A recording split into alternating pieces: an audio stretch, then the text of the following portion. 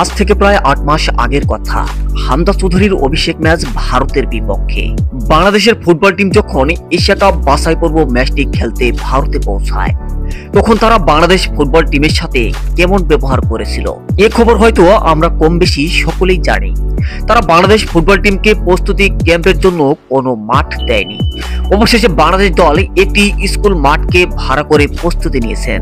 তারা একটিবারও ভাবেনি আমাদেরকেও বাংলাদেশের সাথে ম্যাচ খেলতে তাদের দেশে যেতে হবে। আগামীকাল বাংলাদেশের সাথে ভারতের ফুটবল খেলা, তাও আবার বাংলাদেশের ঘরের মাঠে।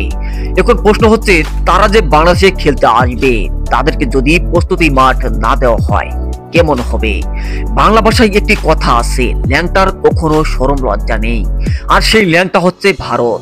কারণ তাদের ওই রকম ব্যবহার দেখানোর পর বাংলাদেশে খেলতে আসা উচিত ছিল না। এ প্রসঙ্গে এক ভাই কমেন্ট করে বলেই ফেলেছেন যে, আরে ভাই, ওরা অনেক গরিব, কারণ ভারতের ৪৩ কোটি মানুষের টয়লেট নেই। তারা কেমন করে আমাদেরকে ভালো মাঠ দিবে? আবার কেউ বলছে বালির মাঠে তাদেরকে প্রস্তুতি ক্যাম্প করে দেওয়া হোক। আবার কেউ বলছে ওই রকম ঝামেলা করার কোনো প্রয়োজন নেই, কারণ কুকুর কামড় দিলে তার পায়ে কোনোদিন কামড় দেওয়া যায় না। তারা হচ্ছে কুকুর, কারণ তারা অতিথি আপ্যায়ন করতেই জানে না। তাদের সাথে লড়াই করতে হবে আমাদের মাঠে। বন্ধুরা, বাংলাদেশ কি তাদের সাথে মাঠে লড়াই করে টিকে উঠতে পারবে? অবশ্যই কমেন্ট করতে ভুলবেন না। তো দেখা হচ্ছে নতুন কোনো ভিডিওতে। সে পর্যন্ত ভালো সুস্থ থাকবেন। ধন্যবাদ।